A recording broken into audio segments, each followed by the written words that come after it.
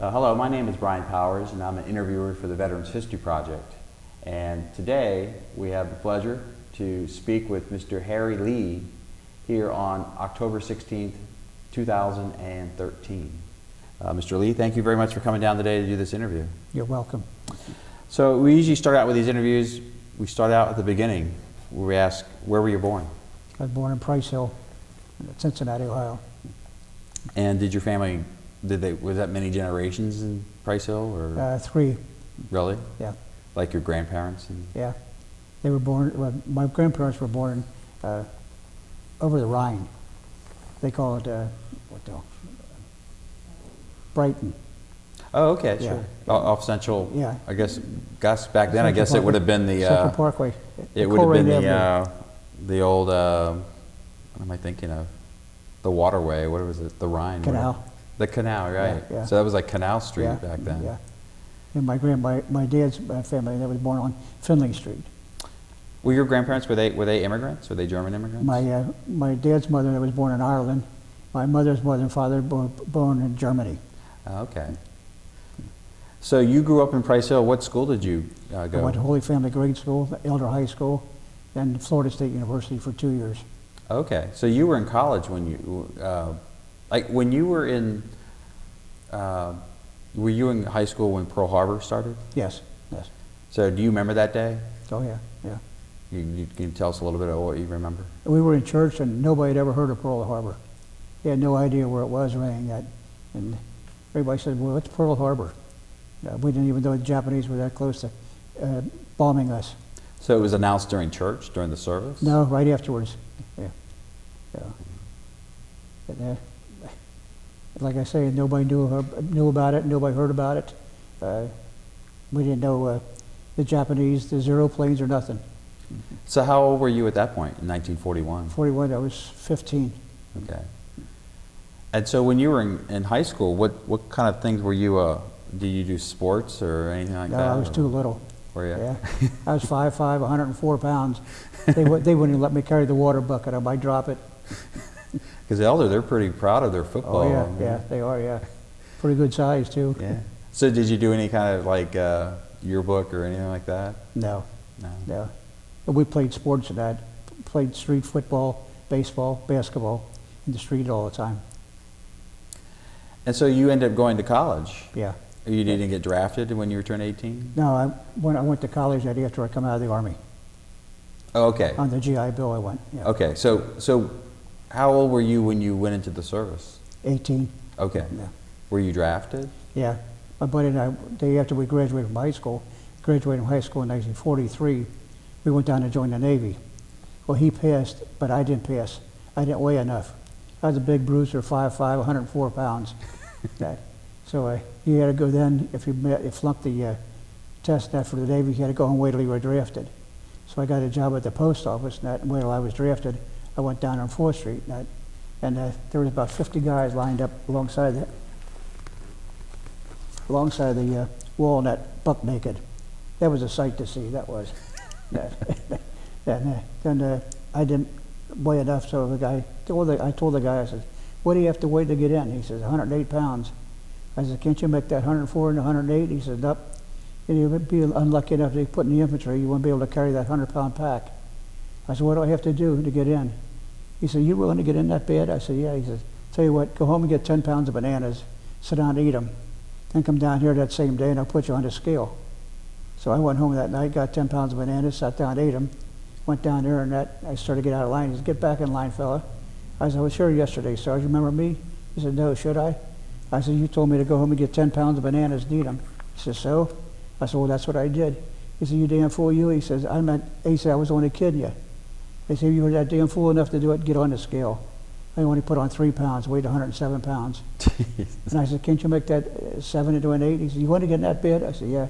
He said, okay, you're in. Wow. So, so you were in the Army. yeah. Did you, where did you go next after that? Went to Fort Hays, Columbus, Ohio. And then we was up there 2 days. Then we went to Camp Benjamin Harrison, Indiana for 2 days. Then we got on a train, went to Camp Hood, Texas. It's Fort Hood now. Took basic training there. First 4 weeks that they were going to make a bombardier out of us.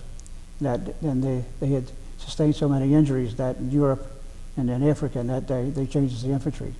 So we wound up infantry. And then you did, how long was your training for infantry? 12 weeks. And was that also at the same base? Yeah, Camp Hood. So you were already, did you have to go all through the, running and Oh, yeah. all over again? Yeah, everything. Running, jumping, crawling. And did you have any idea what you were going to be doing? Did they tell you thought you were going to be going to Europe or? No, they didn't. They don't tell you a word. No. It was like 110, 115 degrees down there, and there was no fans or no air conditioning. And you just had to sweat it out. Jeez.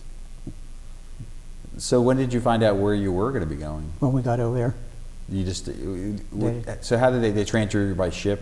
Yeah, I went over on, she was on the Queen Mary, and we landed at Grenoble, Scotland. Got on a train right away, went down through Scotland, through England, to Southampton, England, on a English channel. And we got on a American LST ship, went across the English Channel to Le Havre, France. And then we started walking, and it was the coldest winter they had in 50 years, down around 5 above zero. You took 2 steps forward, you slid back one. So much ice over there. So you didn't have much training for snow in Texas, I guess? Nope, none. Nope. So when you arrived in Scotland, what time of year was that? Was that like winter? Yeah. Was it like December? December 30th or 31st, something like that. So it was really the end of '44. Yeah, yeah. And the Battle of Bulge, I think it just started. Just started at the 17th, I think, something like that. So they were sending you guys that way? Yeah. So, can you, I don't know what your most vivid memories of that is. I mean, can you talk about some of the memories you remember when you were arriving in France? I was at a reinforcement depot, and the Jeep came to get me. It was like about 10, 11 o'clock at night, and he's going to take me up to the company I was assigned to. And we started out and got to Luxembourg, and he said, well, here's where as far as I go. I said, where's my company at? He said, about a mile down the road. I said, well, let's go. He said, buddy, this is as far as I go. He said, you got to hoof it the rest of the way. Well, on both sides of the road, and that was woods, and it's just a sprinkling of snow coming down there, up in there. So I started walking. As cold as it was, I was sweating. I said, how will I know if I, to my company? And he said, well, if you're challenged in English, you made it. If you're challenged in German, you're a prisoner of war. I said, oh, thanks, that's all I needed. So I walked down, all of a sudden, Halt, who goes there? I said, Private Lee, looking for Love Company. He said, who's the 2 baseball teams in New York? So I told him. He said, all right. He said, hands over your head, come on over. So I went over and he called the sergeant of the guard. Sergeant of the guard took me up to the command post. It was a bombed out building, and they were in the cellar. He had some candles going at. So I went up there and I said, Private Lee reporting for duty, sir. Stood him. He said, Lee, there's 2 things. We don't salute up here, and how the hell old are you? He said, I said, I'm 19, sir. He had to be 19. He said, you sure? You don't look a day over 15. I said, well, I am 19. So one sergeant or large lieutenant sitting there says, Jesus Christ, is that what they're sending us now? I felt like telling him where I could go, but I thought I better not. Wow. Yeah. Yeah, I guess you must have got a lot of ribbing. Oh, did I? Did I? Man, oh man. And the first day that they assigned me to do guard duty. They said, take the new guy, he's fresh. So it was a real old ramshackle building that the roof got flapped in the breeze, and the company, their sergeant said, well, he said, I'll be up to relieve you in 2 hours, that if you're still here. I said, oh, thanks, just what I needed. So that was the longest 2 hours I ever spent in my life, I think. But we made it. And a couple of days later, that I was told to go out on a patrol, night patrol. I went on 3 patrols behind enemy lines, 2 at night, 1 during the day. And this one, it was cold, 5 above zero. And Patton put out the order that shoot anybody with a long coat on. So we weren't allowed no top coat or no raincoat. All we was a field jacket. Oh my God. Oh man, that was cold. And we started on this patrol, and you're on a patrol, you take 1 dog tag with you, the company commander keeps the other one in case you don't come back. We still waited to go 50 feet, and it was freezing rain, sleet, hail coming down. My helmet was covered with ice, my shoulders were covered with ice, my rifle barrel was covered with ice, my hands were froze, nobody had any gloves. Our ears were froze till we had our earmuffs. And it was it was starting to get real cold, and that there was a smattering of ice on top of the snow. We kept on going through that. We walked and walked and walked and that. And finally one of the guys says, "Hey, Sarge, I think we must be lost in that. This is the second time we passed this house here." That's when we found out the sergeant knew how to read a compass. So we said, well, let's get in out of this snow, this weather. So we came to a railroad roundhouse, and on the outside of it, they had all office buildings. So we tried some doors and then finally found one open. That went in real quiet because we didn't know if they had a night watchman or not. Went in real quiet and we put this one guy on guard duty, and the rest of us fell asleep for that. The guy on guard duty, he fell asleep too. And we didn't wake up until dawn. We heard voices in the next room, the German voices. And we looked, and here was the cannon on the tank. They knocked the wind out, put the nozzle through there, and that's so it wouldn't freeze up. Well, they had the life of Riley. They had all sleeping bags, and they had all cooking utensils, and they were in a good time. We got out of there real quiet. Wow. We got back to the company, and I come to commander and says, I swear to God that you guys were either captured or killed. And we said, no, but don't send that sergeant out anymore to lead a patrol. You don't know how to read a compass. Jeez. So did you do a lot of those patrols? I did 3, 2 at night, 1 during the day. What kind of provisions were they giving you for, I mean, obviously they had to know that the weather was going to be bad, but did you get much as far as extra socks or anything? No, you just had what you carried with you, and that everybody carried an extra pair of socks of that kind. Like you put them up in your helmet, took your helmet liner off, and put them up there so it dry.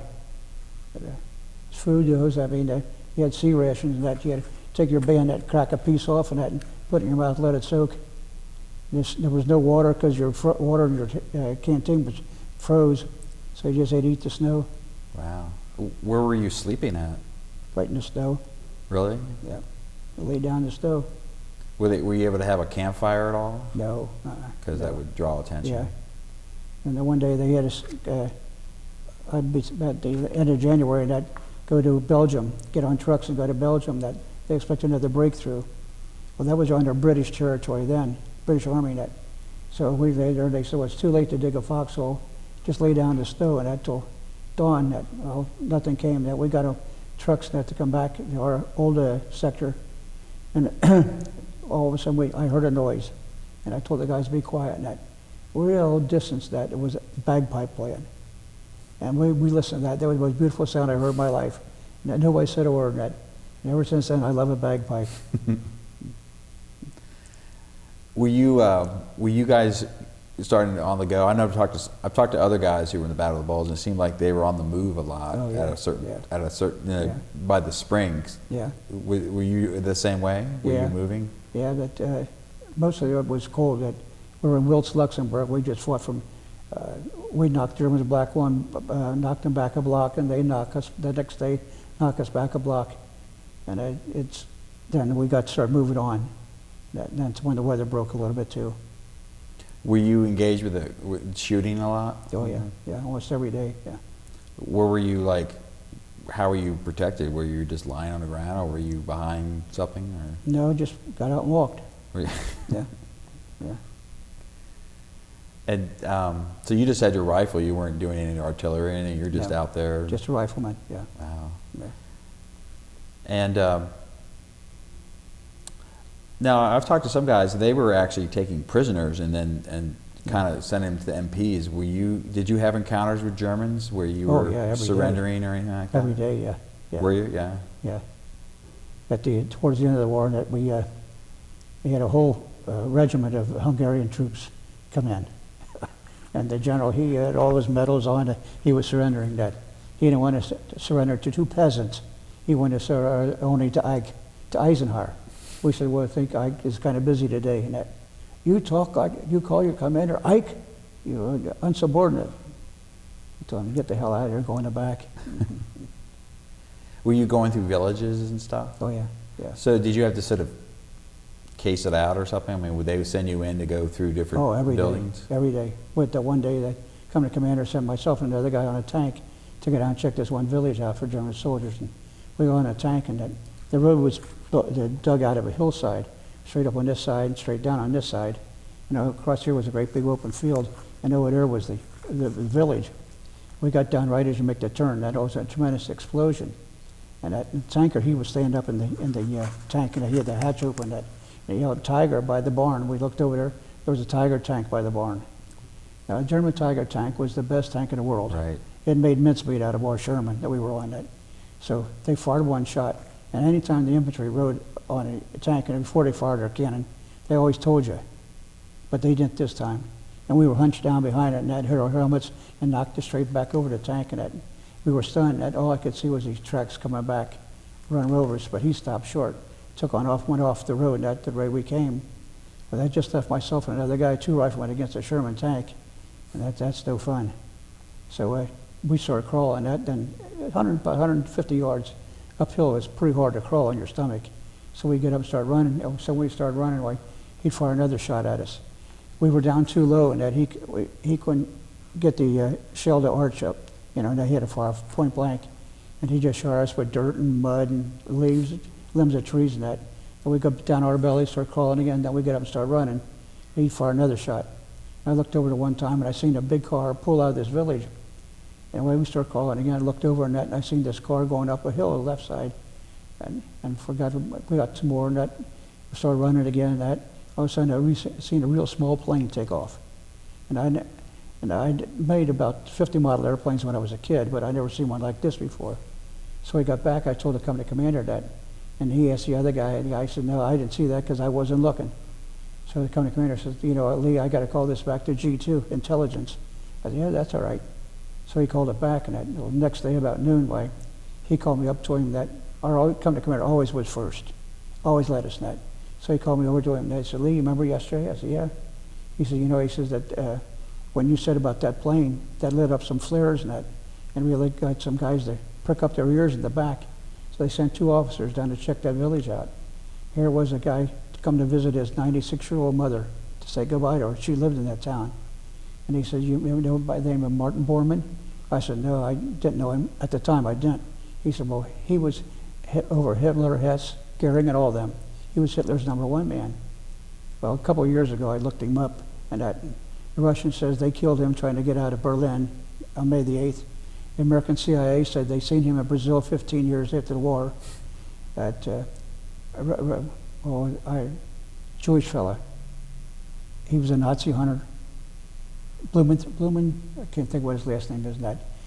He said that their outfit seen him in Argentina 20 years after the war was over with. Oh yeah. So who do you believe? Right. Yeah. So. Did you have any encounters? I mean, you must have with village people. How did they treat you when you come in? In Germany, they didn't like us. Yeah. No, no. But we had one day we took a fairly sized big town and we have a factory that made scarves and top hats, kind of pop up. Mm-hmm. So we put our helmets on our back, put the scarves on and put the helmets on. We were a sad-looking sight, but laughing like hell at us. Here, a regimental commander that comes up. The only time during the war he ever came up, and it is, "Oh, what the hell you guys doing? You look like comedians. You look like a circus clowns. What do you think the German people would think of you?" But we didn't worry about the German people. We were conquerors. We weren't liberators. Right. But he made us take them off. So. Did you have many German? I mean, I'm sure it was a mix with the German soldiers, but did some just outright surrender? Yes. A lot of them didn't want the war any more than I did, but the SS, they were tremendous soldiers. They didn't surrender. Did you have encounters with them? Oh yeah. I think it was 75th Division paratroopers. I think it was we went against. They were superior. They were the superb soldiers. They didn't surrender. Where were you at? What was the circumstances? Where were they at, and where were you? In Germany, and we started to get close to Austria, and they kept on backing up, and Patton, he got in a big argument with Eisenhower. I think the General Motors offered $1 million for the first commander in Berlin. Well, Patton didn't worry about the $1 million. His family was loaded with money anyway. He wanted the notoriety out of it. He was a history buff, and he said that, told Eisenhower, he said, "I can be in there in Berlin a week, take the GD Russians a month to get there." Well, Eisenhower said, "Well, atrocities that the Germans did to the Russian people, that the Russian army ought to be the first ones in." Well, Patton didn't like that, and I think he kind of took us out on us. He worked for 3 days or 3 nights with about a 10-minute break every 3-4 hours. And when they eat, the guy behind you had to take it out of your pack and hand it to you. So he didn't like it, I don't think. Did you ever see Patton at all? Yeah, I've seen him one time in. He would come up there in a there was a command car. He stood up and he had a real high-pitched voice. Yeah, and he was about 6'2". He was a pretty good-sized man. I don't want these. You want that hill taken? I don't give a GD what you do if we get a truckload of dog tags. I want that truckload. I want that hill taken. Well, he got his hill taken. Daimler got his truckload of dog tags there too. He was either loved or hated. Most of the time, hated. How did you feel about him? I didn't care for him too much. I still say he was killed though. Killed by the CIA or the Russians. Right, for Yeah. walking across the street, right? Yeah. Yeah. He was in a car when he got hit. Yeah. Oh, right, that's right. Yeah, I thought he yeah. was hit by a car, but he was in a car. He was in a right? car, yeah. I seen the car. Well, she's seen the car too. Couldn't hardly any damage done to it. Where was it? Where's it at? In that tank museum down In Louisville. Yeah. In Louisville. Yeah. Well, so with the SS troops, where were they? Were they like? Oh, they were all over. They were Hitler's supreme. Yeah. Yeah. But where did you guys encounter them? Where were they? Were they in a village? Oh, they were. Well, mostly they were in bigger cities. We had mostly the high territory to take. We had quite a few cities, but not real big ones. You have to go, if that was your sector, you had to go to it. I remember that one day that we come across the hill and that company commander went like that. We spread out and hit the ground. That crawled up forward, and we were on a hill about 50 foot down was a German tank, and he had this motor off. And he had the hatch closed. Sergeant Leonard and that he went on down behind it, laid his rifle down, and jumped up on the tank and that pulled a pin out of a hand grenade, walked up on the fender and that knocked on the hatch. As soon as they opened up, he pulled it up like they threw it a hand grenade in and sat on the hatch. Boom. Wow. He got the Silver Star for that. He deserved it. Yeah. So Hitler, he committed suicide in end of April, near the end of April. May. Where were you in May? Right. May. Where were you when that happened? Oh, let's see. Well, I think we were in Czechoslovakia then. I think it was 2 days before the war ended. I think he committed suicide. The war ended May the 8th. I think about the 6th. The way before the war ended, we met the Russians in Czechoslovakia, and they were drunk on a skunk. Oh, Mongolian troops, real high, square forehead. Every tooth in their mouth was rotten. And if you didn't look out, they'd kiss you right on the mouth. And you had to have a drink with them, and hugging you. They were hell on hugging you. You had to have a drink with them. I took one drink and got down here, I think it exploded. I swear to God, it was pure gasoline they were drinking. After about 20 minutes, the company commander said, I think it's about time we moved on. We said, okay. So we moved on. So they were helping liberate Czechoslovakia? Yeah. What do you remember from that? Well, Czechs, from 1938 to 1945, they were under German command. 1945 to 1990, they were under Russian. So they weren't allowed to speak no English or learn any English. No. So there were a few people in Czechoslovakia who could speak English. So, but they treated us really wonderful. I just over there in May, and then my daughter and I went over there, and they had a parade for us. There were 173,000 people in Pilsen. The next day, the paper had over 500,000 people witnessed the parade. They had my name on the bumper of a command car, painted on there, and that I sat in front. And my driver, he was 6'5", 280 pounds. He was a sergeant in the Swiss Army. He come down to drive that truck every year, and was ready to start. And they gave me 100 flags, small flags to pass out. Ready to start, and that guy tapped me on the shoulder, and that here was a lieutenant in the Czech Army. He said, "Sir, I'm your security."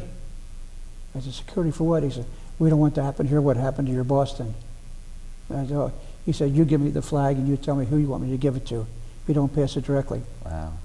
So it was about 1.25 miles long, that parade was. There were 3 and 4 deep all the way. I'd never seen so many flags in the United States even as those people had over there. And where were you in Czech Republic? Yeah. Where? Pilsen. Pilsen. Yeah. And the little kids, the boys, had all Army fatigue uniforms. Where they got them from, I don't know. But every little town we took during the war, He had a reunion for us. They gave us souvenirs and everything. Wow. So, yeah, how did they find you? How did you get invited to the... The division I was in, that had a reunion over there. So I belong to their association. And how many guys made it over there for the... There was 4 of us in World War II, but only 2 of us from the 104th that really invaded that. And they gave us, we built a big, beautiful big plaque on the City Hall, 104th Infantry Regiment, and then from 1945, and the other guy and myself, we got to put a memorial flowers there. That's nice. That was real nice. I'm assuming now that was all hopefully videotaped that you... I don't know. We can't get the film. Somebody's got it, and my daughter's trying to see the guy that filmed that for us. Yeah, that'd be great to see that. Oh yeah, they were wonderful at this. So you were in Czechoslovakia when the war ended? Yeah. Yeah. So what do you remember when you heard that news? How did you find out? Oh, the day the war ended, we were on one farm. The whole company was in a farmhouse, and that company commander said that the thing about the war is almost ended, and that just lay down, take it easy, and that. So we did, and that. About an hour later, he says, I got bad news. Got news that there's 20 German soldiers in a village down the road down here. They got a captain with them who's going to fight to the finish. I want 5 guys to get down on top of a tank and take care of it. Well, he wouldn't take no more guys, and I was one of the 5 guys that went down. Well, it was the end of the war, and that there was no rubber left on the tanks at all. We're down to bare metal. You could hear that tank 5 miles away. So we went down through there, and I never seen a town like this before in my life. The road through town was real wide. Row of houses on the right and row of houses on the left. So my buddy and I took the right side, the other 3 guys to the left side. We went down about 2 houses, and a woman come running out between the houses. She's crying like anything, and she spoke broken English. That he said that, and that we told her that there's 20 German soldiers over there. She said, yeah, there is that, but they're 8 to 12 years of age. We said, what? She said, yeah, they're 8 to 12 years of age. They're in full uniform, and they got rifles. He said, well, lady, somebody 8 years old can kill you just as dead as somebody 21 can. Call them out and see if they'll come out and surrender. And that. Well, she got out in the middle of the street, and she begged them to come out, and all of a sudden they come out with their hands on their head and that, crying like hell, snot running out of their nose. Oh, they were a sight to see, and they come on out, and we got them out in the middle of the road, and that 3 guys went up and got the captain. He didn't fire a shot. He gave up right away. We got the kids out in the middle of the street, and we said, what are we going to do with these guys? That we can't send them back to German prisoner of war camp. They don't have no papers on them or nothing. They'll just wander Europe the rest of their life, and they're nobody. So when the guy said that, to get any way you can take these uniforms and cut them up and dye them, so nobody will know they were uniforms. She said, oh yeah, yeah. Well, by that time there was 7 or 8 other women came around. So we told them the boys not to take their clothes off. That. Then they knew we were going to shoot them. Oh, they would start wailing like anything, and that. So she told them to take it off. Then we told them to put their boots back on again. Well, they all had white long john underwear on with the trapdoor in the back. They all had that on. So we asked them, well, where are they from? She said, some from here, some from over there, some from over there. We said, well, tell them to take off and go on home. They don't know nothing about the American Army. They weren't no German Army or anything. That. So all we could see was 20 white tails going running. Yeah. So how long were you there after when the war ended? How long were you stationed in that town or that farm? We left there and went to, I can't think of the name of the town, and we had pup tents. The 2 shelters put together and then we got to 8-man tents, and we were there a couple of weeks and then they sent us to Fulda, Germany to take training to go to the Pacific. We were going to be on the invasion of Japan. Yeah, I was going to ask you that. I know a lot of those guys, the war ends in Europe, but then they're going to get shipped over to fight Japan. I mean, so you thought that you were going to be doing that? Without a doubt. They were training us for that. Then the war ended. So then they shipped us back to Austria and on the Danube River, and we pulled border patrol with the Russians. We were in Austria, they were in Czechoslovakia. We had a ferryman there, and he was about 5 foot tall, weighed about 75 pounds. He was a super nice guy, and we heard the machine guns going one day, and there they killed him, just for kicks. Wow. They didn't worry about anybody. Was there a lot of tension, I would guess, between yeah. you guys but and the nothing Russians? was ever done to him though. And my daughter and I went back in May, and they got a plaque to that ferryman there. Oh, yeah? Or the town here, great big flat, yeah. Yeah. So did you spend a lot of time in Czechoslovakia? You know, No, only, well, I guess a month, something like that, yeah. and you stayed over there until like sometime into 46, so you were Yeah. there sometime like a part of the occupancy, I guess. Yeah. What was that like? Oh, really nothing, because we couldn't speak German, we couldn't speak Russian. So we just had to, if they could have showed us a library card, we would have known the difference. You know, that between a passport and that. If they looked okay, we'd let them through. But I was stationed there, and we got a big argument with the first sergeant, and he said, I want you, oh, my buddy was killed during the war, and they put me with another guy, Tom Lurch, and they had brought a new guy in as first sergeant, and we didn't get along right away. And he hated our guts, and we hated his, and that. And one day we got a 7-day pass to Paris, and my buddy and I, the night before we left, the first sergeant called us in. He said, I know you hate my guts, and I hate your guts, but I wonder if you could do me a favor. I said, what's that? He said, well, I can't get no first sergeant stripes, Dad. He said, when you go to Paris, would you get me some? I said, well, if we got time, we will. So we got him that, you know. Well, when we got back to Linz, Austria, and that's where we took the train to Paris, there was no Jeep that would take us back to the company. The company was 60 miles away, over those dirt roads. So we had to take the civilian bus back. That bus was made before World War I. It had crane seats. You slid or kept on sliding on and off them and bound those hills and that. So we got back about 10:30 at night. There was no electricity in the town. So as soon as it was dark, the people went to bed. Well, I said, I'm going to hit the sack. And Buddy said, no, we got one more thing to do. I said, I'm going to hit the sack. No, come on with me. What are you going to do? He said, you'll see. So we went down that. In those days, if you were a tailor, you had a tailor shop in the front, and you lived in the back. If you were a butcher, you had a butcher shop in the front, and you lived in the back. So we went down to this tailor house, and side door and pounded on the door. I said, it's 10:30 at night. He said, I know. So we pounded on the door. No, it wasn't schlafen. We're sleeping. So he didn't bear. My buddy kept on pounding on the door. And that. Now this guy, this tailor, he was head of the Nazi party in Austria. He was a big shot. Oh, that whole area, he was head of that. So he comes to the door, and he had a lantern. My buddy pushed him aside, took the lantern, walked into his shop. I said, what are you looking for? You'll see. Pulled out the little drawers and that. Here he took 8 straight pins. I said, what are you going to do with them? He says, you'll see. So we left there, went to the first sergeant. We slept in an old schoolhouse. And the sergeant had his room by himself down on the second floor. But when he slept, he slept. And when he snored, he died. Oh, right.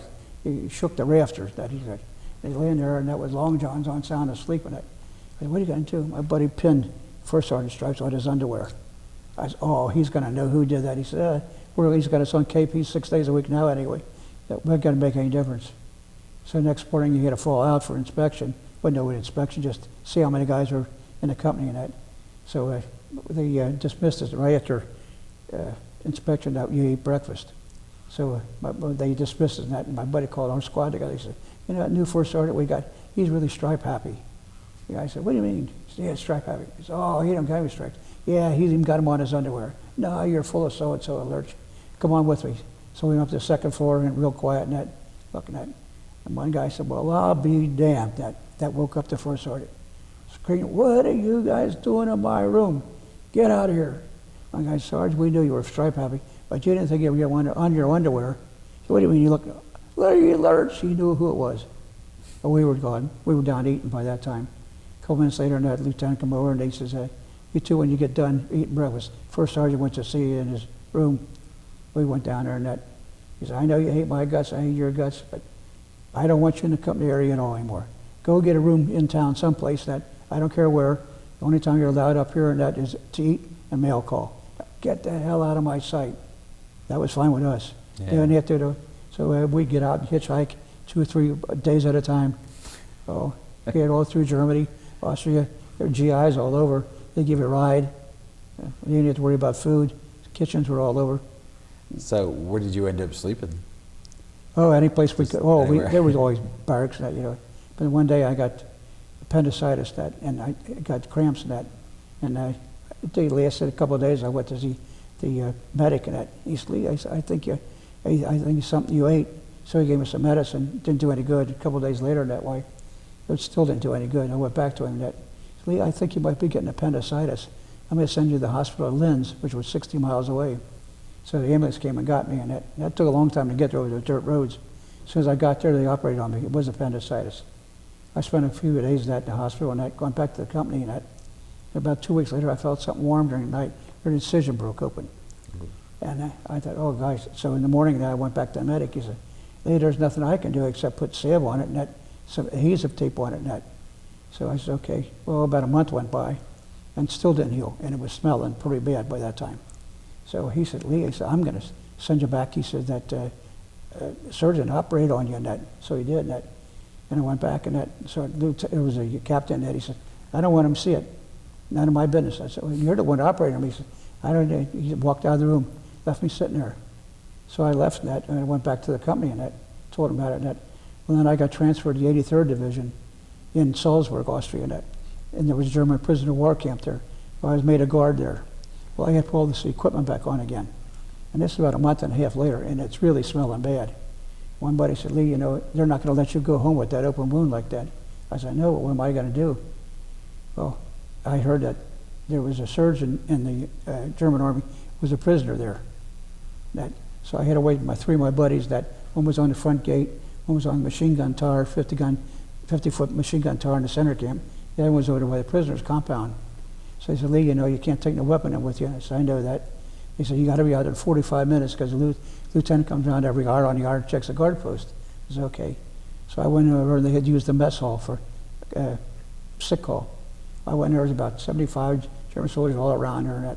Now I know you've seen these Western shows where the hero rides up, ties his horse up, you know, and walks in the slough and the guy's banging away on the piano, and girls are singing that.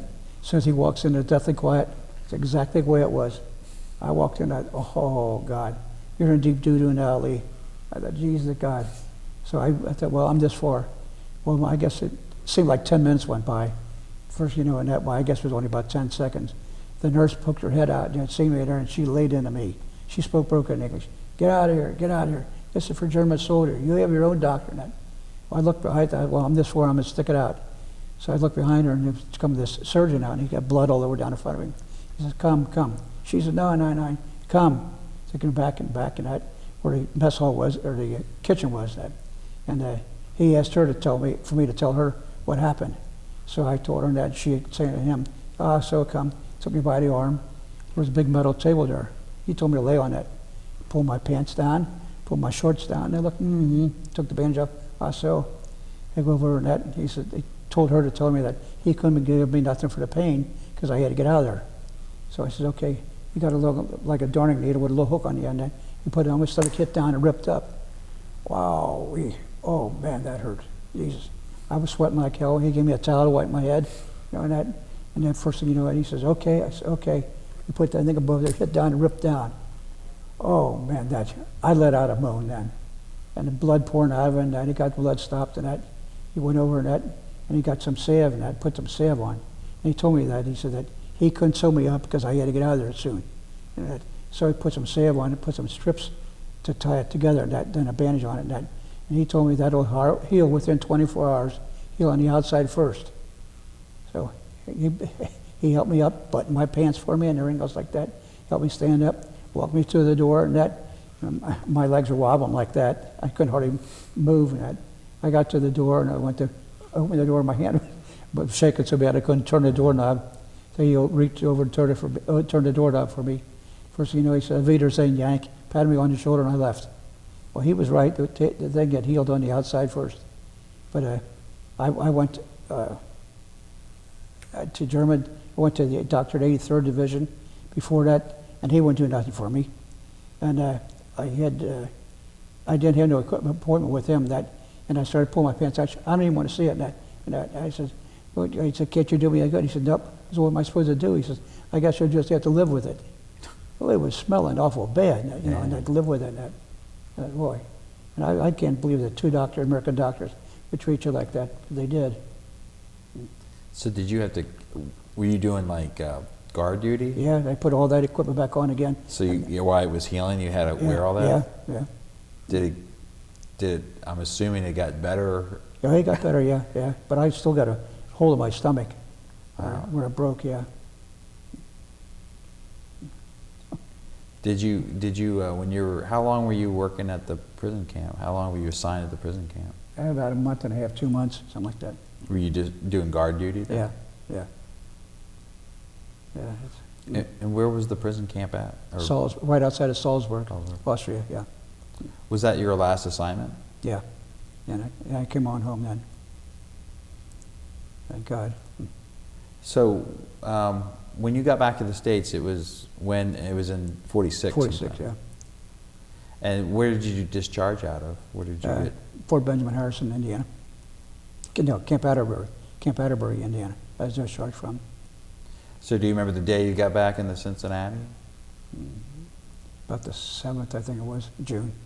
Did you ride, I guess, by train or something? No, every trains were filled. We took a bus. About 6 of us took a bus back from St. Louis. We got the train from Camp Hood. No.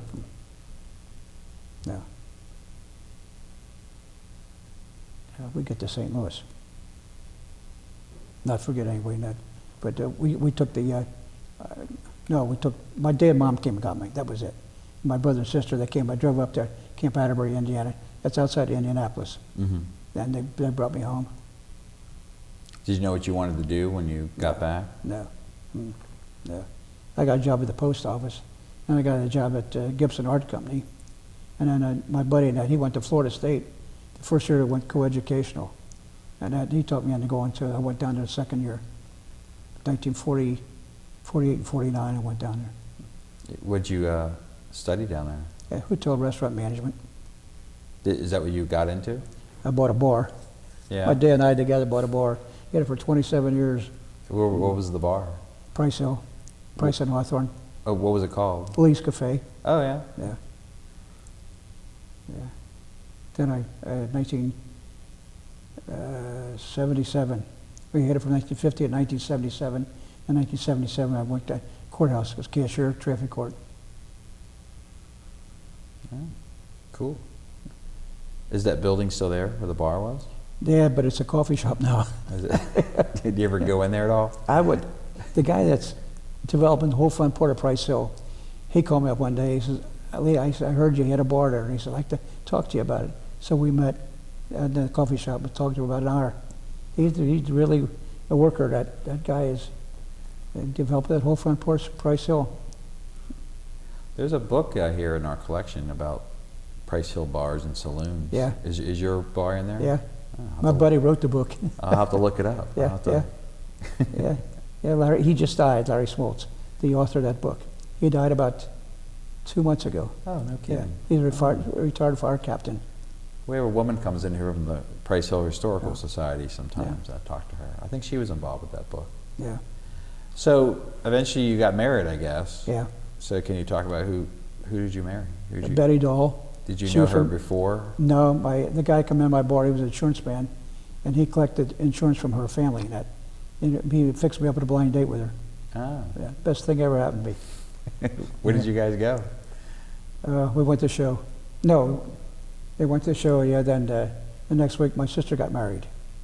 So we went to the wedding. Oh, nice. Yeah. And tell us, how many kids did you end up having? 5, 3 girls and 2 boys. We got 12 grandkids, 6 boys and 6 girls, and 5 great-grandkids, 4 girls and 1 boy. Wow. And you kept in touch with the guys that you served with? No, I should have, but they were all from the East Coast. You know, it was a National Guard outfit, 26th Infantry Division. So they're the ones that got this convention together to go to Czechoslovakia. Mm-hmm. But that was the mayor came over and gave us a beautiful Liberation Medal, and then General Patton's grandson came over and gave us a beautiful medallion of his grandfather, and then the Army commander and that chief commander and that he came up, 4-star general, come over and shook our hands with us. That's great. We had a big stage, great big stage. They had rock stars up there. Then we were up there. And when we got my daughter and I come down off the stage and somebody tapped me on the shoulder with Patton's grandson.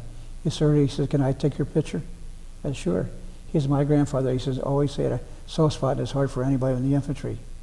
So he took my picture and my daughter and I went over and got some ice cream cones and somebody tapped me on the shoulder. Here were 2 British soldiers. They wanted my autograph. Wow. Yeah. So then we went to the Patton Museum, and we had up on the stage, and they had our name in great big letters. They introduced us. There was a long table in front. We went down there. We signed autographs, 124 autographs, each one is signed. They would treat us fine. Wow. Boy. That's great. Yeah. Well, was there any story that you wanted to tell that I didn't ask about or anything? Was there any kind of memory? Yeah, that one day that way, let's see. Oh, they wanted to find out if there was a bridge across this one river. I think it was the Prims River and that. And they told two guys and myself to get on the tank and check this one village out. So we got on there, and it was this red rectangular shaped brick. Mm-hmm. And the tanks, didn't have rubber left on them, that. So just as we got down to the bottom, there's a turn there. There was a two-story house on the left, way out in the open by itself. And just as we got down there, the machine gun opened up on us. We could hear the bullets hitting the turret right next to us. And the guy the tanker hit the hatch open. He says, machine gun on first floor, machine gun on first floor. Well, the guy driving the tank, and he went down, turned too much, went down the ditch. And we got thrown off. I went one way, my rifle went one way, my helmet went another way, and that same with the other guys. We crawled back to alongside the road for protection. Our tank turned around, put a shot through the first floor, blew the whole first floor out, and put a shot through the second floor. Took care of that. They said, get back on again. We said, we'll walk. So we walked the rest of the village. And he said, we got one, a beautiful, brand new bridge, concrete bridge. And all of a sudden, mortar rounds start coming in on us. And the tanker says, I got to get out of here. And you guys got to protect that bridge at all costs.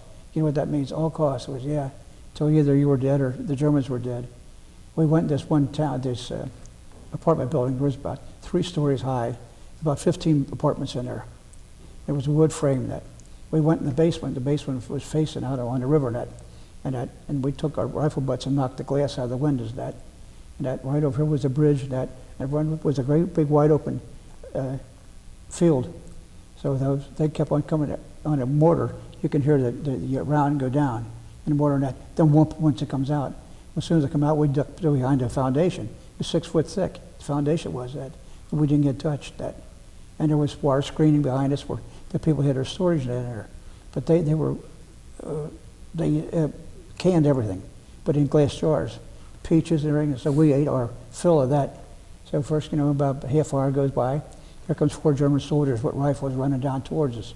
And I felt sorry because they were setting ducks. We picked them off. About 5 minutes later, and that white flag come up and then we thought they're going to surrender. Now they wanted to get their dead or wounded and bring them back. So they got back over the hill. They start firing again. Another half hour, and 3 German soldiers come running.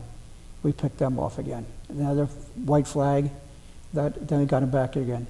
But another firing, and then they stopped. They pulled out of there. All of a sudden, the tank pulled up, and he said, "Anybody still alive in there?" We said, "Yeah." He said, "We thought sure you were all dead." Or he started laughing like anything. You guys look like 3 Eskimos. We're completely covered with dust from that prayer. And the only reason I had figured out that house, that apartment building didn't catch on fires, they didn't have any incendiary shells. They just high explosives, and there was no electricity in the building that. So they had all coal burning stoves, but food or fuel was rationed over there, and all they had to cook with was wood chips. So as soon as they fixed the meal, the meal was over. They put that fire out right away. Well, this was like about 10 o'clock in the morning. They ate it like at 8 o'clock, 12 o'clock, and like 6 o'clock. So none of them had any fires going. So it couldn't catch on fire. I'm thankful for us. Yeah. Was that your closest call, you think? Or? No, I had one. We took a Fairleigh Garden City, and Sergeant Brock and I was told to go around the right side of this building. That there was a patio in the back.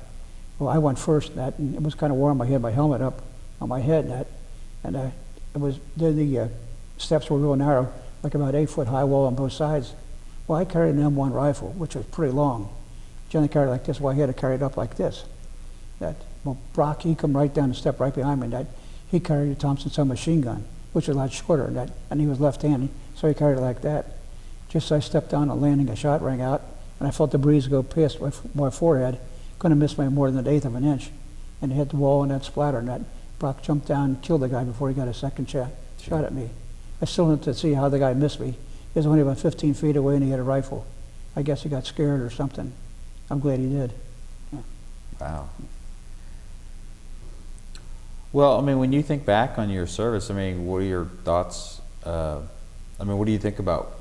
I don't know what my question is. I'm trying to ask, but I mean, generally, when you think of World War II, I mean, what do you think of it as? When people ask you about World War II, your thoughts, what do you? I didn't like the fighting. I didn't like the cold. The cold was miserable. Oh God! I don't know how my guys had their feet amputated. You know that.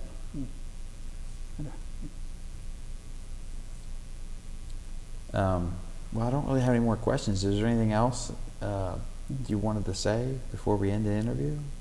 Oh, the day the war, no. After we got back from taking, liberating these kids that way, we went up to sleep in the hayloft. It was so hot that we couldn't stay up in there. So when we come down, one of the guys says, "Let's go swimming."